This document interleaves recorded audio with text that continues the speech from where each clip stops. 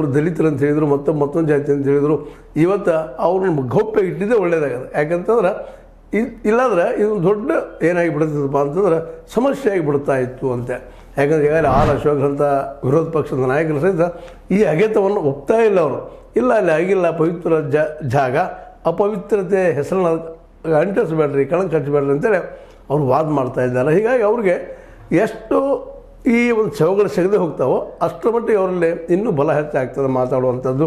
ಈಗಾಗಲೇ ಸಾಕಷ್ಟು ತಮ್ಮ ಎಲ್ಲ ಬಲದಿಂದ, ಧರ್ಮದ ಬಲದಿಂದ, ಸಾಮಾಜಿಕ ಬಲದಿಂದ, ಆರ್ಥಿಕ ಬಲದಿಂದ, ಮುಂದೆ ಅದಕ್ಕೆ ಸ್ಟೇಟಸ್ ರಾಜಕೀಯ ಬಲದಿಂದ, ಇವೆಲ್ಲ ಬಲಗಳಿಂದ ಇವತ್ತು ಆ ಕೇಸ್ಗಳು ಮುಚ್ಚಾಕಿದ್ದಾರೆ. ಸೌಜನ್ಯ ಕೇಸಂತ ಆಗಿ ಸುಳ್ಳಿರಲ್ಲ, ಆದರೆ ಮಾಡಿದವ್ರು ಯಾರು ಅನ್ನೋದು ಇಲ್ಲಿ ಇವತ್ತಿನವರೆಗೂ ಕನ್ಫರ್ಮ್ ಎದುರಾಗಿ ಹೇಳಿದ್ರಣ ಅದು ಕನ್ಫರ್ಮ್ ಆಗ್ತಾ ಇಲ್ಲ.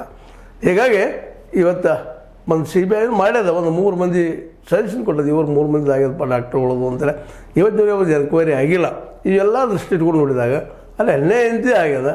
ಆದರೆ ಅದು ಕೇಳೋರು ಹೇಳೋರು ಯಾರು ಅನ್ನೋಂಥದ್ದು, ಏನೋ ಒಬ್ಬ ವ್ಯಕ್ತಿ ಇವತ್ತು ಬಂದನ ಹೇಳೋದಕ್ಕೆ, ಆದರೆ ಅವ್ನಿಗೆ ಇಲ್ಲಿಯವರೆಗೆ ಶವಗಳು ದೊರೀತಾ ಇಲ್ಲ. ಮುಂದೇನು ಅನ್ನುವಂಥದ್ದು ಸಮಸ್ಯೆ, ಪ್ರಶ್ನೆ ಎಲ್ಲರಿಗೂ ಆಗಿಬಿಟ್ಟದು. ಮುಂದೇನಪ್ಪ ಇದು ಈಗಂತಿ ಮುಂದುವರೆದ್ರೆ, ಈಗಂತಿ ತುರ್ತಕ್ಕೆ ಅವರು ತೋರಿಸಿದಂತಹ ಅಂದ್ರೆ ದೂರುದಾರ ಅಥವಾ ಮುಸುಕುದಾರಿ ಅಥವಾ ಅನಾಮಿಕ ಅಥವಾ ಭೀಮ ತೋರಿಸಿದಂಗೆ ವಿಚಾರ ಮಾಡೋದಾದ್ರೆ ಹೆಚ್ಚು ಕಡಿಮೆ 13 ಏನು ತೋರಿಸಿದಾರೆ ಪಾಯಿಂಟ್ಗಳನ್ನು, 13 ಪಾಯಿಂಟ್ಗಳನ್ನು ಅಗತ್ಯ ತೆಗೆಯುವಂಥದ್ದು. ಮತ್ತು ಅದು ಕಾಳು ದಟ್ಟದ.